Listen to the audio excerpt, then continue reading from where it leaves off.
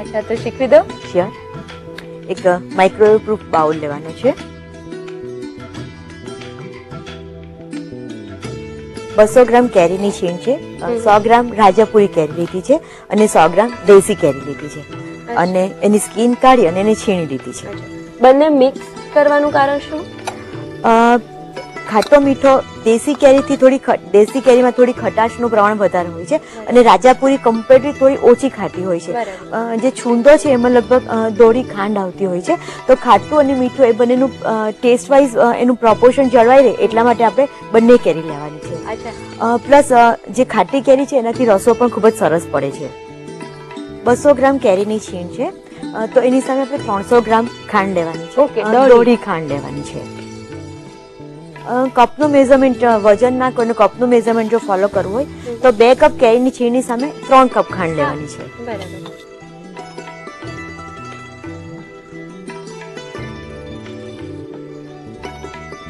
અને આવી રીતે સરખું મિક્સ કરી લેવાનું છે. કેરીની જે છીણ લીધી છે તમે એ થોડી જાડી છે અને થોડી મિક્સ ટાઈપની દેખાય છે, તો ખરેખર કેવી છીણ લેવી સારી? જાડી લેવી જોઈએ કે બારીક લેવી જોઈએ? આપણે મીડિયમ લીધી છે. પસંદગી જેને જેવું ગમતું હોય એવું લઈ શકાય. આમાં થોડી આપણે મીડિયમ રાખી છે. જો ગેસ પર બનાવતા હોય તો વારે ઘડીને હલાવતા થોડી છીણ તૂટી જતી હોય છે. માઇક્રોવેવ આપણે ખાસ હલાવવાનું નથી, આપણે મીડિયમ છીણ લીધી છે.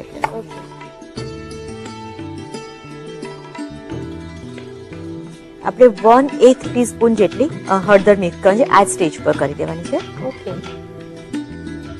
અને 1 ટીસ્પૂન જેટલું મીઠું લેવાનું છે. ટેસ્ટ મુજબ પછીથી ફાઇનલીથી ટેસ્ટ કરીને પછીથી એડ ઓન કરી શકાય છે. આપણે 1 ટીસ્પૂન જેટલું લઈએ. અત્યારે અંદાજે લઈએ છીએ. યુઝલી 200 ગ્રામ કેરીનું છીણ હોય અને 300 ગ્રામ ખાંડ લેતા હોય તો લગભગ 1 થી 1.5 ટીસ્પૂન જેટલું મીઠું બરાબર આવી જાય છે એનું પ્રમાણ. આપણે હળદર અને ખાંડને સરખી મિક્સ કરી લઈએ. લીપી તો જોઈ શકે છે કે ખાંડ સરસ પીગળી ગઈ છે અને એકદમ લિક્વિડ થઈ ગયું છે. આપણે માઇક્રોવેવમાં મૂકીએ.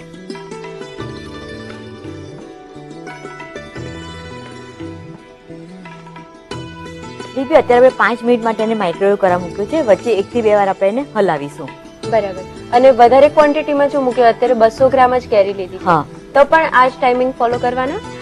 સપોઝ કે તમે 500 ગ્રામ બનાવો તો ટાઈમ થાય છે 13 મિનિટનો જેટલો ઓલમોસ્ટ ટાઈમ જોઈએ.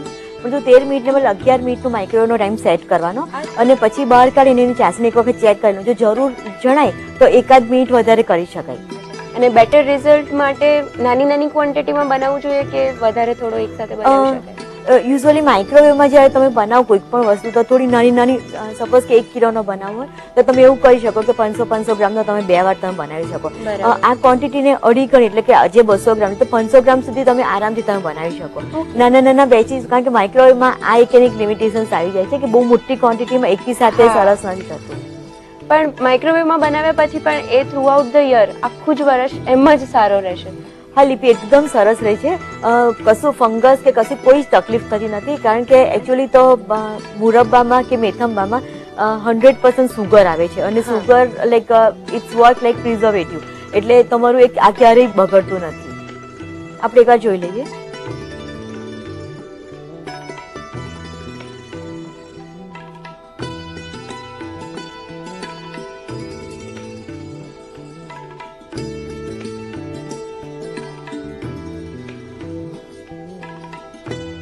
આપણે જોઈ લઈએ.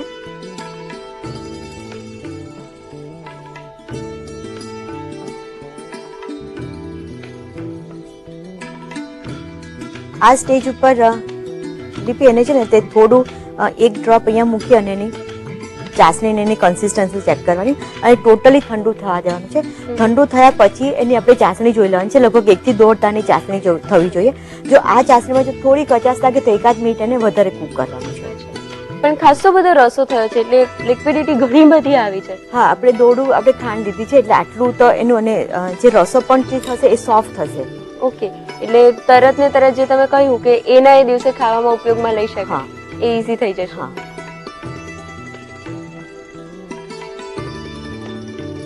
જો લીપી તું જોઈ શકે છે કે લગભગ 1 તારની ચાસણી થઈ ગઈ છે. હા, પરફેક્ટલી. હા, 1 તાર નીકળે છે. આપણે 1.5 તારની ચાસણી કરવાની છે.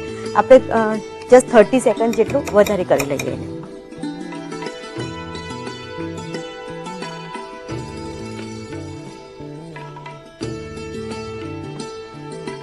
બધા જ અથાણાઓમાં ને ખાસ કરીને છુંદામાં રસાનો પ્રોબ્લેમ થતો હોય છે. અત્યારે જ્યારે આપણે જોયું તો ચાસણી ખાસી બધી થઈ ગઈ. તો ઘણીવાર શું થાય છે કે 6 મહિના જાય ને એટલે પેલું બાળકોને ચાસણી વધારે ભાવતી હોય, એ રસો ખવાઈ જાય અને છીણ પડી રહે. એટલે રસો વધારે જોઈતો હોય તો એના માટે શું કરી શકાય? હજી વધારે ટોટલી ખાટી કેરી લેવાની અને જે આપણે દોડી ખાંડ નાખી છે તો એને બદલે ડબલ ખાંડ નાખવાની. અચ્છા. અને ખાટી કેરી એટલે જે તમે કહ્યું દેશી કેરી, એનું પ્રમાણ વધારે રાખવાનું. એ જ એકચ્યુઅલી એ જ એકલી લેવાની, એકલી દેશી કેરીનો જ બનાવો, એમાં ડબલ ખાંડ નાખવાની. કારણ કે પછી જો તમે કેરી જો તમે ખાસ ખટાશ વાળી ના લો તો જે ચાસણી જે પડશે એ બહુ જ મીઠી લાગશે. એટલે થોડો ખટાશ વાળો ટેસ્ટ હોય તો બેલેન્સ કરશે અને છુંદો વધારે ટેસ્ટી લાગશે. અચ્છા, એટલે ખટાશ અને ગળપણ બંને બેલેન્સ થઈ જાય. ઓકે.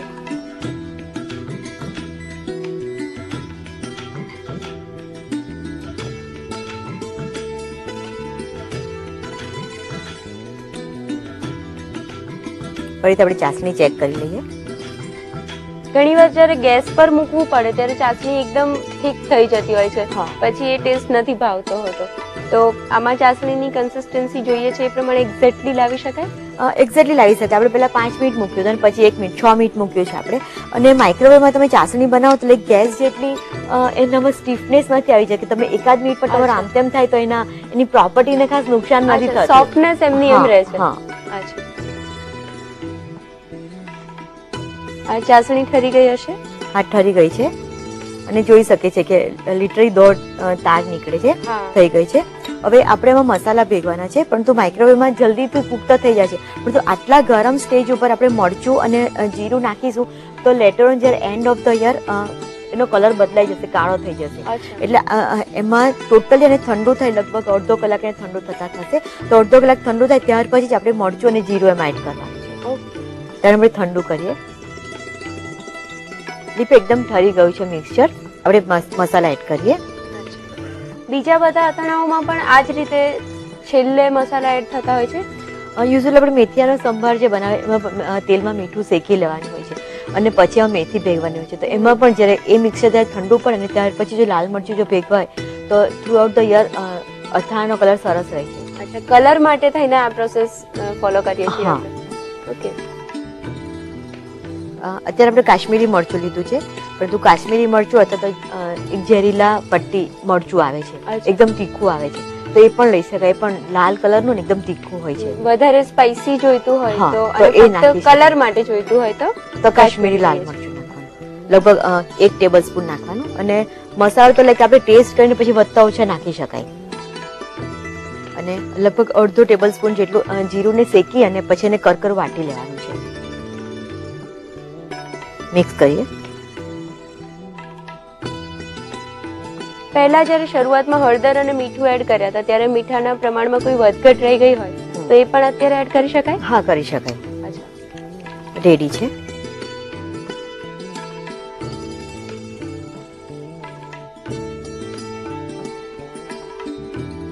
સર્વ કરીએ. તો રેડી છે કેરીનો છુંદો. તડકા છાયાનો છુંદો કે ચટણી અથવા તો ગેસ પર બનતા છુંદાનું એકદમ ઇઝી વેરિએશન રેડી છે. આઈ હોપ કે આ સિઝનલ આપણી રેસીપી ઘણા વ્યુઅર્સ આ રીતે બનાવીને એન્જોય